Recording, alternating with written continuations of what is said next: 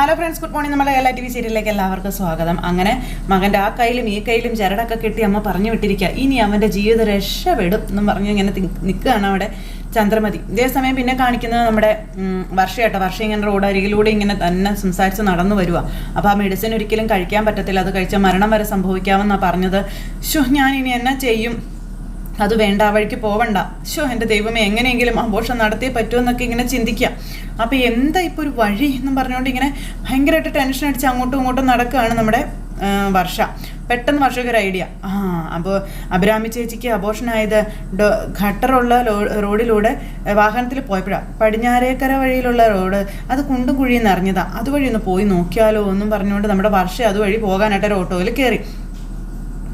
അപ്പോൾ കയറാൻ തുടങ്ങിയപ്പോഴത്തേക്ക് ആ ചേട്ടന് നമ്മുടെ വർഷയെ മനസ്സിലായി. ഇന്നയാളല്ലേ, എനിക്ക് പെട്ടെന്ന് മനസ്സിലായില്ല കേട്ടോ, നമ്മൾ ഡ്രൈവർ രവിയേട്ടൻ്റെ ഇളയമോൻ്റെ ഭാര്യയല്ലേ എന്നൊക്കെ ചോദിച്ചു. അതെ മോള് കയറിക്കോളാൻ പറഞ്ഞു. അങ്ങനെ അതേ നമ്മുടെ വർഷയെ കയറ്റി. അപ്പോൾ പോകുന്ന വഴിയെപ്പറ്റി പറഞ്ഞു. ആ റോഡ് പോകണം മോളെ, റോഡ് മോശമാണെന്ന് പറഞ്ഞു. അപ്പം മുഴുവനും കട്ടറാണെന്നും അതുവഴി പോകാൻ വലിയ ബുദ്ധിമുട്ടായിരിക്കും എന്നാ ചേട്ടൻ പറയാം. നമുക്കേ മേലോർ വഴി പോകാമെന്ന് പറഞ്ഞു. ആ സമയത്ത് അത് വളഞ്ഞ വഴിയല്ലേ, അപ്പം അത് വളഞ്ഞ വഴിയാണെങ്കിൽ നല്ല അടിപൊളി റോഡാ മോളെ എന്നൊക്കെ പറയാം. നാശം, അതുവഴി പോവണ്ട, എനിക്ക് പെട്ടെന്ന് എത്തണം, പടിഞ്ഞാറേക്കര വഴി പോയത് തന്നെ മതിയെന്ന് പറഞ്ഞുകൊണ്ട് ഇങ്ങനെ പറഞ്ഞിട്ട് വയറതിൽ കൈയും വെച്ച് മോളം കുഞ്ഞമ്മയോട് ക്ഷമിക്കണം എന്നൊക്കെ പറഞ്ഞ് ഇങ്ങനെ പറയാം. അങ്ങനെ ഇരിക്കുമ്പോൾ നമ്മുടെ വർഷയുടെ ഫോണിലേക്ക് കോൾ വരുന്ന ഒരു കൂട്ടുകാരി. നീ ഇതെവിടെയാ എന്നൊക്കെ ചോദിച്ചു. അപ്പം നീ എന്നെ മറന്നിട്ടില്ല അല്ലേ, ഞാൻ ഇന്നലെ കൂടി പറഞ്ഞതേ ഉള്ളൂ, എത്ര നാളായി നീ വിളിച്ചിട്ട് എന്നൊക്കെ ഇങ്ങനെ വർഷ പറയാ കേട്ടോ. ആ സമയം ഈ പെണ്ണ് പറഞ്ഞ പോയ വഴി കൂടെ പോയാലേ എൻ്റെ വണ്ടി വഴിക്കാകും, മേലന്നൂർ വഴി തന്നെ പോകാം എന്നിങ്ങനെ ആ വണ്ടിക്കാരൻ മനസ്സിൽ സ്വയം ചിന്തിക്കുക. വർഷ അന്നേരം ഫോണിൽ സംസാരിച്ചത് കൊണ്ട് വഴിയൊന്നും ഓർത്തില്ല. അങ്ങനെ കൃത്യമായിട്ട് വീടിൻ്റെ മുറ്റത്ത് കൊണ്ടുവന്ന് ഇറങ്ങിക്കൊള്ളാൻ പറഞ്ഞു. അപ്പം മീനാക്ഷി ഞാൻ പിന്നെ വിളിക്കാട്ടോ എന്ന് പറഞ്ഞുകൊണ്ട് ഫോൺ അങ്ങ് കട്ട് ചെയ്തു. ഫോൺ കട്ട് ചെയ്ത് കഴിഞ്ഞപ്പോഴത്തേക്കും ഓട്ടോക്കാരന് പൈസയും കൊടുത്തു. അപ്പോൾ നൈസായിട്ട് ഞാനിങ്ങനെ എത്തിച്ചില്ലേ എന്ന് ചോദിച്ചു. എന്ന് പറഞ്ഞ് വർഷം ഇങ്ങനെ അദ്ദേഹത്തെ നോക്കുക കേട്ടോ. അപ്പോൾ ഞാൻ പറഞ്ഞ റോഡിലൂടെയൊന്നും അല്ല ഇയാൾ വന്നതെന്ന് ചോദിക്കുക. ഫോണിലായതുകൊണ്ട് ഞാൻ ശ്രദ്ധിച്ചുമില്ല. അയ്യോ അതെ മോള് പറഞ്ഞ റോഡിൽ കൂടെ തന്നെയാണ് ഞാൻ വന്നത്, കള്ളം പറയാൻ നിൽക്കരുത് കേട്ടോ എന്ന് ഇങ്ങനെ പറഞ്ഞപ്പോൾ മോള് പറഞ്ഞ വഴിയിലൂടെ വന്നിരുന്നെങ്കിലേ ഈ സമയത്തൊന്നും ഇവിടെ എത്തത്തില്ലായിരുന്നു, വണ്ടിയും വഴിക്കായെന്ന് ഞാൻ ചേട്ടൻ. അപ്പത്തേക്ക് രവിയേട്ടൻ അങ്ങോട്ടേക്ക് ഇറങ്ങുന്നു. താൻ എന്ത് വർത്തമാനോടെ ഈ പറയുന്നേ, ഞാൻ തന്നോട് കയറുമ്പോഴേ പറഞ്ഞല്ലേ ആ റോഡിലൂടെ വരാവുന്നു. അപ്പത്തേക്ക് എന്താ പ്രശ്നമൊന്നും ചോദിച്ചതേ. രവിയേട്ടൻ വന്നു. അങ്കിളെ ഞാൻ പറഞ്ഞ റോഡിലൂടെ വരാതെ ഇയാൾ വേറെ ഏതോ വഴിയിലൂടെ വന്നിരിക്കുന്നു എന്ന് പറഞ്ഞപ്പം എന്താണോ ഇത്, എൻ്റെ പൊന്നു രവിയേട്ടാ, ആ റോഡിൽ കൂടെ വന്നാൽ ഈ കൊച്ചിനെ നടുവോടിയും പിന്നെ എൻ്റെ വണ്ടിയും വഴിക്കായനെന്ന് അദ്ദേഹം പറയാം. അപ്പം തോന്നി മാസം കാണിച്ചിരിച്ചും ഓരോരോ കാരണങ്ങൾ പറയരുത് കേട്ടോ എന്ന് പറഞ്ഞു വർഷ എന്നും പറഞ്ഞുകൊണ്ട് ഇങ്ങനെ നമ്മുടെ വർഷ തുള്ളി ചാടി എന്നിട്ട് ഭയങ്കര ദേഷ്യത്തിൽ ഇങ്ങനെ നിൽക്കാം. തൻ്റെ 120 രൂപ എൻ്റെ കാശും പോയി വെറുതെ. അപ്പോൾ കാശ് പോയെന്നോ, നല്ല നെയ് പോലത്തെ റോട്ടിൽ കൂടെയല്ലേ ഞാൻ കൊണ്ടുവന്ന് ചേട്ടൻ ചോദിക്കാം, നെയ് പോലത്തെ റോഡ് ഒന്ന് പോകാൻ നോക്കണോ എന്ന് പറഞ്ഞ് വർഷ തുള്ളി ചാടി അകത്തേക്ക് കയറിപ്പോയി. അപ്പോൾ എന്താ രവിയേട്ടാ ഇത്, ഈ കുട്ടിയെ ഇങ്ങനെയൊക്കെ ഖട്ടറുള്ള റോട്ടിൽ കൂടെ പോയ ചിലർ ചൂടാകും, ഇത് ഖട്ടറില്ലാത്ത റോട്ടിൽ കൂടെ പോയതിനാ ഈ കൊച്ചു ചൂടായതെന്ന് ആ ചേട്ടൻ രവി എന്നോട് പറയുമ്പം ആ വഴി വന്ന ദൂരം കുറവാണല്ലോ അതുകൊണ്ടായിരിക്കും എന്ന് പറഞ്ഞപ്പം ഇതൊന്നും അല്ല വേറെന്തോ ആണ് കേട്ടോ എന്ന് ഡ്രൈവർ അന്നേരം പറഞ്ഞു. ഞാൻ പോട്ടെ രവിയേട്ടാന്ന് പറഞ്ഞ് അദ്ദേഹം പോയി. രവിയേട്ടനകത്തേക്കും കയറി പോന്നു. ഇതേസമയം പിന്നെ കാണിക്കുന്നത് സച്ചിയുടെ കൂട്ടുകാർ സച്ചിയെ പറ്റി അവിടെ സംസാരിച്ചുകൊണ്ട് നിൽക്കുക. ആ സമയത്ത് തന്നെ നമ്മുടെ സച്ചി അങ്ങോട്ടേക്ക് വന്നു. സച്ചി അങ്ങോട്ടേക്ക് വന്നപ്പം സച്ചിയെ എങ്ങനെയുണ്ട്, ഓട്ടോ ഒക്കെ ഗംഭീര ഓട്ടോ ആണോ എന്നൊക്കെ ചോദിച്ചു. അല്ല ഈച്ചയെ കാണുന്നല്ലോ, ഈച്ച ഇനി വരില്ല മോനെ, ഞാനിവിടെ ഒരു മരുന്ന് സ്പ്രേ ചെയ്തിട്ടുണ്ടെന്ന് പറഞ്ഞപ്പോൾ എൻ്റെ ഈച്ചയെക്കുറിച്ച് ഞാൻ പറഞ്ഞത്. നിനക്ക് സ്വന്തം ഒരു ഈച്ചയൊക്കെ ഉണ്ടോടാ? നീ എപ്പോൾ മുതലാണ് ഈച്ചയൊക്കെ വളർത്താൻ തുടങ്ങിയത്? ഒറ്റ വീക്ക് വെച്ച് വന്നാലുണ്ടല്ലോ നാട്ടിൽ നിന്ന് എൻ്റെ ഫ്രണ്ടിലെ ഈച്ച, അവനെക്കുറിച്ചാണ് ഞാൻ പറഞ്ഞത്. അത് ശരി, അത് പറ, അവനെ നീ നോക്കണ്ട, അവൻ വേറെ വഴിക്ക് പോയെന്ന് പറഞ്ഞു. വേറെ വഴിക്കോ? അതെന്നെ, അവനൊരു പ്രണയത്തിൽ കുടുങ്ങിയിരിക്കുകയാണെന്ന് ചേട്ടൻ പറഞ്ഞു. പ്രണയോ? അവനോ ഈച്ചയ്ക്കോ? അതിനെന്താടാ, അവന് പ്രണയിച്ചൂടെ? അല്ല എനിക്കിത് വിശ്വസിക്കാൻ കഴിയുന്നില്ല, അതുകൊണ്ടാണ്. അവൻ തന്നെയാണോ അതൊക്കെ പറഞ്ഞ്? അവനങ്ങനെ ഒന്നും വിട്ടു പറഞ്ഞിട്ടൊന്നുമില്ല, ഞങ്ങളറിയാത്ത എന്തോ ഒരു ചുറ്റിക്കളി ഉണ്ടായിരുന്നു അവന്, അതാ പറഞ്ഞതെന്നൊക്കെ പറഞ്ഞുകൊണ്ട് ഇവരിങ്ങനെ അങ്ങോട്ടും ഇങ്ങോട്ടും പറഞ്ഞ് ചിരിക്കുന്നു. അപ്പോഴത്തേക്ക് നമ്മുടെ ഈച്ച വരുന്നു. ഈച്ച തന്നെ വർത്തമാനമൊക്കെ പറഞ്ഞ് ഇങ്ങനെ വരുക. അതെ നിന്റെ ഫ്രണ്ട് ഈച്ച വരുന്നുണ്ട് നോക്കിക്കേന്നും പറഞ്ഞ് ഇവരിങ്ങനെ കാണിച്ചു കൊടുക്കുമ്പോൾ ശരിയാ, ഈച്ച ഇങ്ങനെ തന്നെ കയ്യും കാലൊക്കെ എടുത്ത് വർത്താനം പറഞ്ഞിട്ട് വരിക. എടാ ഈച്ച നീ ഒന്നടാ എന്ന് പറഞ്ഞിട്ട് നമ്മുടെ സച്ചി വിളിച്ചു. അപ്പോൾ ഈച്ചയ്ക്കൊരു പേടി സച്ചിയുടെ അടുത്തേക്ക് പോകാൻ ഓടണോ വേണ്ടിയോ എന്ന് പറഞ്ഞ് ഇങ്ങനെ നിന്നിട്ട് ഒരു വിളിച്ച് ചിരിയൊക്കെ ചിരിച്ച് നിൽക്കും. അപ്പോഴത്തേക്ക് നീ വന്നേടാന്ന് പറഞ്ഞ് സച്ചി വിളിച്ചു കേട്ടോ. അപ്പോഴേക്ക് ഈച്ച അങ്ങോട്ടേക്ക് വന്നു. നീ പ്രേമിച്ച് കിടക്കാണെന്ന് ഇവർ പറഞ്ഞല്ലോ, നേരാണോടാന്ന് ചോദിച്ചപ്പോൾ ഈശോ സത്യം ഇല്ലാതില്ല, ഒരു ചെറിയ സിഗ്നൽ ഉണ്ട്, നീ ഇതെന്താണ് എന്നോട് ഇതൊന്നും പറയാതിരുന്നെന്ന് ചോദിച്ചപ്പം അതിന് നീ പ്രണയവിരോധിയല്ലേ നീ ചോദിച്ചു. ഞാനോ? അതൊക്കെ പണ്ട് നിന്റെ കൂടെ നടക്കുമ്പോൾ. ഇപ്പം അവൻ മാറിയില്ലേ എന്നാ ചേട്ടന്മാര് ചോദിക്കുക ഈച്ചയോട്. എടാ പെണ്ണെവിടെ ഉള്ളതാടാ? ഇവിടെ അടുത്തൊക്കെ ഉള്ളത് തന്നെയാ. ഒരു പ്രൈവറ്റ് സ്ഥാപനത്തിലെ ചെറിയ ജോലിയൊക്കെ ഉണ്ടെന്ന് പറഞ്ഞു. നീ പ്രണയിച്ച സമയം കളയണ്ട, പെട്ടെന്ന് തന്നെ കല്യാണം കഴിച്ചേക്ക്. നമുക്കേ അവളുടെ വീട്ടിൽ ചെന്ന് നാളെ തന്നെ അന്വേഷിക്കണമെന്ന് പറഞ്ഞു. അയ്യോ അവിടെ വരെ ഒന്നും കാര്യങ്ങളെത്തിയിട്ടില്ല, ഞാൻ ട്രൈ ചെയ്തോണ്ടിരിക്കുന്നേ ഉള്ളൂ. ട്രൈ ചെയ്തെന്നോ? അപ്പൊ നീ ഇഷ്ടമൊന്നും പറഞ്ഞില്ലേ എന്ന് ചോദിച്ചു. ഇല്ല, ഞാൻ പറഞ്ഞിട്ടില്ല. എനിക്ക് അവളെ ഇഷ്ടമാണ്, പക്ഷെ അവൾക്ക് എന്നെ ഇഷ്ടമാണോ എന്ന് അറിയത്തില്ലല്ലോ. അപ്പൊ ഇത് വൺ സൈഡ് പ്രണയമാണല്ലേ? ഓ, നീ ഇതുവരെ അവളോട് സംസാരിച്ചില്ലേ? ഇല്ല. എന്താടാ ഇതുവരെ സംസാരിക്കാത്തേ? ഇപ്പൊ പേടിച്ചിട്ടാടാ.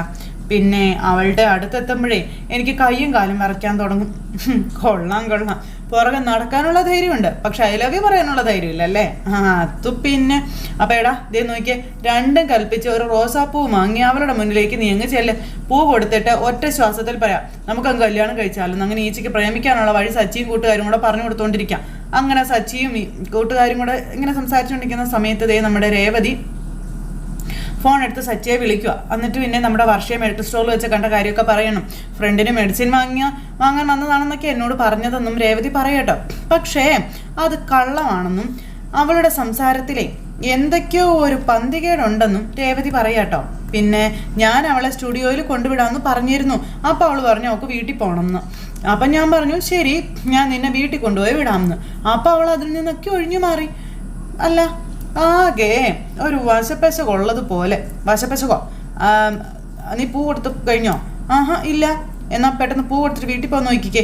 അവളുടെ ഒരു വശപ്പശക് എന്നൊക്കെടി പറഞ്ഞോണ്ട് ദേഷ്യപ്പെട്ടു സച്ചി രേവതിയോട്. അത് കഴിഞ്ഞ് രേവതി ഫോൺ കട്ട് ചെയ്തു. അപ്പം സച്ചി ഇങ്ങനെ നിൽക്കുക, എന്തായിരിക്കും കേട്ടെ എന്ന് പറഞ്ഞ് ഇങ്ങനെ പോയി. പക്ഷെ രേവതി ഇത് വിടാൻ തയ്യാറല്ല. എന്നാലും എന്തോ ഉണ്ടല്ലോ, വർഷം എന്തായിരിക്കും അങ്ങനെ പറഞ്ഞേ എന്നൊക്കെ പറഞ്ഞുകൊണ്ട് ഇങ്ങനെ ചിന്തിച്ചുകൊണ്ട് നിൽക്കുക. പിന്നെ ഇതെല്ലാം കഴിഞ്ഞ് സുധി വീട്ടിലേക്ക് വന്നു. സുധി വീട്ടിലേക്ക് വന്നിട്ട് ഡ്രസ്സൊക്കെ മാറി ഇങ്ങനെ ഇരിക്കും കേട്ടോ. അങ്ങനെ ഇരിക്കുമ്പോൾ തന്നെ ശ്രുതിയുടെ കോള് സുധിയുടെ ഫോണിലേക്ക് വരുന്നു. ആ സമയത്ത് സുധിക്ക് ഭയങ്കര ദേഷ്യം. പക്ഷേ സുധി ഇങ്ങനെ അങ്ങോട്ടും ഇങ്ങോട്ടൊക്കെ ഒന്ന് ആലോചിച്ചു. എന്നിട്ട് ഇങ്ങനെ ഫോൺ എടുത്തു. അത് എടുക്കണോ വേണ്ടോ എന്ന് ആലോചിച്ചിട്ട് കോൾ അങ്ങ് അറ്റൻഡ് ചെയ്തു. ശ്രുതി, എന്തിനാ നീ എന്നെ ഇങ്ങോട്ട് വിളിച്ചത്? എന്നെ വിളിക്കരുത്, കാണരുത് എന്നൊക്കെ ഞാൻ നിന്നോട് പലവട്ടം പറഞ്ഞിട്ടുള്ളതല്ലേ എന്ന് ചോദിച്ചു. അപ്പോഴത്തേക്കും ചന്ദ്ര അങ്ങോട്ടേക്ക് കയറി വരും ഇത് കേട്ടോണ്ട്. അപ്പം സുധി പ്ലീസ്, ഞാൻ പറയുന്നതൊന്നും നീ കേൾക്കാൻ പറഞ്ഞു. അന്നേരം വേണ്ട, നീ ഇനി ഒന്നും പറയാൻ നിൽക്കണ്ട, എനിക്കൊന്നും കേൾക്കാൻ വേണ്ട എന്ന് നമ്മുടെ സുധി പറയുന്നു. ഏലസ് പണി തുടങ്ങി എന്നും പറഞ്ഞിങ്ങനെ. അപ്പം പ്ലീസ് സുധി, അപ്പം അതെ നീ ഈ കുടുംബത്തോട് ചെയ്തതൊന്നും അത്ര പെട്ടെന്നൊന്നും മറക്കാൻ കഴിയുന്നതല്ല. അമ്മ പറഞ്ഞതിൽ കൂടുതലൊന്നും എനിക്ക് നിന്നോട് പറയാനും ഇല്ല എന്ന് സുധി പറയാം. അമ്മ പറയുന്നതനുസരിച്ച് നടക്കാൻ സുധി എന്താ കൊച്ചുകുട്ടിയാണോ എന്ന് ശ്രുതി അന്നേരം ചോദിച്ചു. സുധി താലി കെട്ടിയ പെണ്ണാ ഞാൻ, അത് മറക്കണ്ട സുധി എന്നൊക്കെ പറഞ്ഞപ്പോഴത്തേക്കും സുധിക്ക് ഭയങ്കര വിഷമം. അങ്ങനെ പെട്ടെന്നൊന്നും എന്നെ വലിച്ചെറിയാൻ കഴിയില്ല സുധിക്ക് എന്നൊക്കെ പറഞ്ഞിങ്ങനെ ശ്രുതി പറയുമ്പം, അതെ കെട്ടതാലിയുടെ മഹത്വം നിനക്ക് അറിയില്ല, അറിയുമായിരുന്നെങ്കിൽ നീ ഇങ്ങനെയൊന്നും എന്നോട് ചെയ്യില്ലായിരുന്നു എന്ന് സുധി പറയാട്ടോ. അപ്പോഴത്തേക്കും ചന്ദ്ര കയറി വന്നു. ഒരു കാര്യം ഞാൻ പറഞ്ഞേക്കാം, മേരും ഞാൻ ഇങ്ങോട്ട് വിളിച്ചേക്കരുത്, എനിക്കൊരല്പം എന്ന് പറഞ്ഞപ്പോഴത്തേക്കും അമ്മ വന്നത് തട്ടിപ്പറിച്ചു മേടിച്ചു. നീ എന്തിനാണ് എൻ്റെ മോളെ ഫോണിൽ വിളിക്കുന്നേ എന്ന് ചോദിച്ചുകൊണ്ട് ചന്ദ്ര ദേഷ്യപ്പെടുക. ഇനി വിളിച്ചാ നീ താമസിക്കുന്ന സ്ഥലത്ത് വന്നു ഞാൻ തല്ലുവന്ന് ചന്ദ്ര. ആൻറ്റി ഞാനൊന്ന് പറയട്ടെ? വേണ്ട, നീ ഒന്നും പറയണ്ട, നിന്റെ ശബ്ദം കേൾക്കുന്നത് പോലും എനിക്ക് പറപ്പാണെന്ന് ചന്ദ്ര. അങ്ങനെ അതും പറഞ്ഞുകൊണ്ട് ചന്ദ്ര, ഇനി എൻ്റെ മോൻ്റെ ജീവിതത്തിലോട്ടോ ഈ കുടുംബത്തിലേക്കും വലിഞ്ഞു കയറാൻ നോക്കരുത് നീ എന്നൊക്കെ പറയണം. അപ്പോൾ തിരികെ വരാം എന്നുള്ള ആഗ്രഹം വല്ലതും ഉണ്ടെങ്കിൽ അത് അവിടെ തന്നെ വെച്ചേക്കാനും നടക്കില്ല അതൊന്നും ചന്ദ്ര പറയാട്ടോ. എന്ന് പറഞ്ഞ് ശ്രുതി നിൽക്കാം. നീ എന്തായാലും ഒന്നും മിണ്ടാത്തെ, മതി അമ്മേ മതി നിർത്ത് എന്ന് പറഞ്ഞുകൊണ്ട് ശ്രുതി ആ ഫോൺ അങ്ങ് തട്ടി പറിച്ച് മേടിച്ചു. അപ്പോൾ ശ്രുതി എന്ന് പറഞ്ഞാൽ ശ്രുതി ഇവിടെ കിടന്ന് വിളിച്ചുകൊണ്ടിരിക്കുക. പേലസ് കെട്ടിയില്ലേ എന്നൊക്കെ ഇങ്ങനെ ചിന്തിക്കുക കേട്ടോ. എടാ വേണ്ട രീതിയിൽ കൊടുത്തില്ലെങ്കിൽ അവൾ വീണ്ടും വിളിക്കുമെന്ന് പറഞ്ഞു ചന്ദ്ര. ഇനി എന്ത് കൊടുക്കാനാണെന്നും കൊടുക്കേണ്ടതൊക്കെ കൊടുത്തില്ലേ എന്നും ചോദിക്കുക. ഈ വീട്ടിൽ നിന്ന് അടിച്ചിറക്കിയില്ലേ എന്നും ശ്രുതി ചോദിക്കുക. അമ്മ ഞാൻ സംസാരിക്കുന്ന ഇടയിൽ അമ്മ എന്തിനാ ഫോൺ പിടിച്ചു വാങ്ങിയത്, എന്തിനാ അമ്മ വഴക്ക് പറഞ്ഞതെന്നൊക്കെ ചോദിക്കാം. എനിക്ക് പറയാനുള്ളത് ഞാൻ അവളോട് പറയത്തില്ലേ, അമ്മ എന്തിനാ അതിനിടയിൽ കയറി ഇടപെട്ടതെന്നൊക്കെ ചോദിച്ചപ്പം, എടാ ഞാൻ വേണ്ട ഒന്നും അമ്മ പറയണ്ടെന്നും ഇവിടെ എല്ലാവരും കണക്കാ, മനുഷ്യൻ്റെ സ്വസ്ഥത കളയുക എന്നുള്ളതാണല്ലോ നിങ്ങളുടെയൊക്കെ ഹോബി. എന്നും പറഞ്ഞ് മനസമാധാനത്തോടെ കടയിലിരിക്കാൻ എന്നെ കൊണ്ട് പറ്റുന്നില്ല, അതാ ഇങ്ങോട്ട് വന്നത്. ഇവിടെ വന്നപ്പോൾ അതിൻ്റെ അപ്പുറം ഞാൻ എന്ത് മഹാപാപ ചെയ്തോ, ഒന്ന് പോയി തരുമോ ഇവിടുന്ന് പുറത്തേക്കോ, എനിക്ക് കുറച്ച് നേരം ഒന്ന് തനിച്ചിരിക്കണം, ഒറ്റയ്ക്കിരിക്കണമെന്ന് പറഞ്ഞ് ശ്രുതി ചന്ദ്രയോട് ദേഷ്യപ്പെടുന്നു. ചന്ദ്ര ഇത് കേട്ട് അന്താളിച്ച് ഇങ്ങനെ നോക്കി നിൽക്കുക. ഇവരെന്നെ ഇങ്ങനെയൊക്കെ പറയുന്നേ. അപ്പോൾ ശ്രുതി ഇങ്ങനെ ഭയങ്കര ഇതിൽ വിഷമത്തിൽ ഇങ്ങനെ ഇരിക്കുന്നു കേട്ടോ. ചന്ദ്രയ്ക്കാണെങ്കിൽ ആകെ സംശയം. ചന്ദ്ര എന്നിട്ട് പതുക്കെ നടന്ന് മകൻ്റെ അടുത്തേക്ക് ചെന്നു. എന്താടാ നീ പറഞ്ഞത്? ഞാൻ മുറിയിൽ നിന്ന് വെളിയിൽ പോണെന്നോ?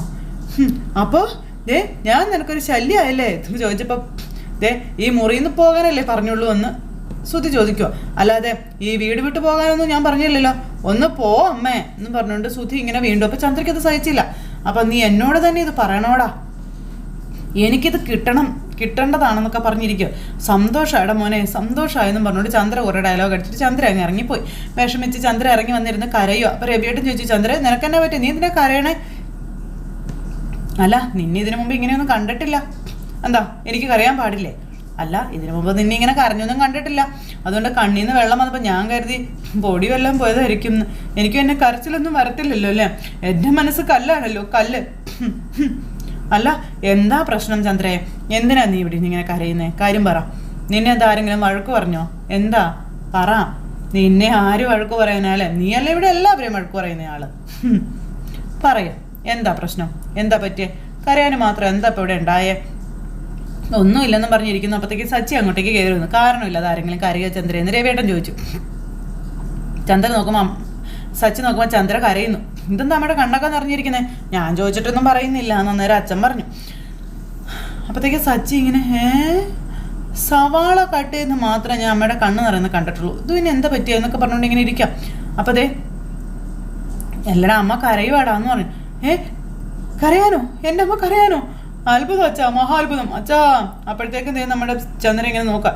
രേവതിയെ ദേ അമ്മ കരയുന്നു, രേവതിയെ. അപ്പം ഞാൻ കരയുന്നത് നിങ്ങൾക്കൊക്കെ തമാശയാണല്ലേ എന്നൊക്കെ ചോദിച്ചിങ്ങനെ. അപ്പോഴത്തേക്കും രേവതി ഇറങ്ങി വന്നു. സച്ചിൻ എന്താ ഇതെന്ന് ചോദിച്ചു. അമ്മ എന്തിനാ കരയുന്നത്, എന്താ പ്രശ്നമെന്ന് ചോദിച്ചപ്പോൾ അമ്മ കരയുന്നത് അത് ശ്രുതിക്ക് വേണ്ടി തന്നെ ആയിരിക്കും ഉറപ്പാ, അല്ലാണ്ട് അമ്മ കരയത്തില്ല. അവൻ്റെ കാര്യം നേടാൻ വേണ്ടിയിട്ടുള്ള കള്ളക്കരച്ചിൽ, അതാ ഞാൻ വല്ല സീരിയസ് ആയിട്ടൊന്നും എടുക്കാത്തതെന്ന് പറഞ്ഞുകൊണ്ട് നമ്മുടെ സച്ചി ഇങ്ങനെ നിൽക്കുമ്പം എടാ ഇതൊന്നും അല്ല, വേറെ എന്തോ പ്രശ്നമാടാ, എന്തിനാ കരയുന്നതെന്ന് ചോദിക്കുമ്പോൾ ഒന്നുമില്ല എന്ന് പറഞ്ഞുകൊണ്ടിരിക്കുക. പിന്നെന്ത് ചെയ്യാനാ? എന്താ ചന്ദ്രേ, എന്താന്ന് വെച്ചാൽ കാര്യം പറഞ്ഞ ചന്ദ്രേ. ഞാനത് എങ്ങനെ പറയാനാണെന്ന് ചോദിച്ചു ചന്ദ്ര. അങ്ങനെ നമ്മുടെ ചന്ദ്ര കാര്യങ്ങളൊക്കെ പറയാം. ആരെയാണോ ഞാൻ ഏറ്റവും കൂടുതൽ സ്നേഹിച്ചത് ചേർത്ത് നിർത്താൻ എന്നെ തള്ളി പറഞ്ഞെന്ന് പറഞ്ഞു.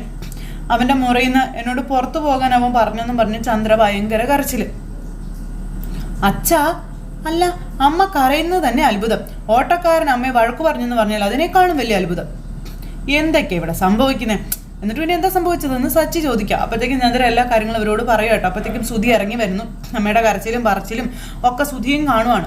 അപ്പോൾ ശ്രുതി ഇറങ്ങി വന്നിട്ട് ഇങ്ങനെ നിൽക്കുന്നത്. അപ്പോൾ അച്ഛൻ ശ്രുതിയെ വിളിച്ചതാ. അപ്പോൾ എന്താ എന്ന് ചോദിച്ചപ്പോൾ നീ വന്നേ മാറിന്നേ എന്ന് പറഞ്ഞുകൊണ്ട് അച്ഛൻ ശ്രുതിയെ വിളിക്കണു. ഇങ്ങോട്ട് മാറി നിർത്തിക്കുന്നു. കൊച്ചു പിള്ളേരെ ചോദ്യം ചെയ്യുന്നല്ലേ. എന്തിനാ നീ അമ്മയെ വഴക്ക് പറഞ്ഞേ?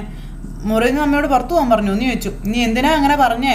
കണ്ടോ നിന്ന് കരയുന്ന നീ കണ്ടോ? നല്ല വിഷമമായിട്ടില്ലേ അവൾക്കെന്ന് ചോദിച്ചപ്പം അതിന് ഇങ്ങനെ കരയാനും മാത്രം ഞാനൊന്നും പറഞ്ഞില്ലല്ലോ എന്ന് ശ്രുതി എന്നിട്ട് നേരെ ചന്ദ്രയുടെ അടുത്തേക്ക് ചെന്നു. എന്താ അമ്മ ഇത്? ഓ അച്ഛനെ വഴക്ക് പറയാൻ വേണ്ടിയിട്ട് അമ്മ ആക്ട് ചെയ്യാണല്ലേ, മനസ്സിലായമ്മ എന്ന് ശ്രുതി അന്നേരം ചന്ദ്രയോട് പറയുന്നു. ചന്ദ്ര അവിടെ നിന്ന് കരയാനും തുടങ്ങി. ആക്ട് ചെയ്തതൊന്നുമല്ല, അവൾക്ക് നല്ല സങ്കടമുണ്ടെന്നും കരയുമായിരുന്നു എന്നും അച്ഛൻ ഇങ്ങനെ പറയുമ്പോൾ ഇത്രയും കാലം ഞാനായിരുന്നു അവനെല്ലാം.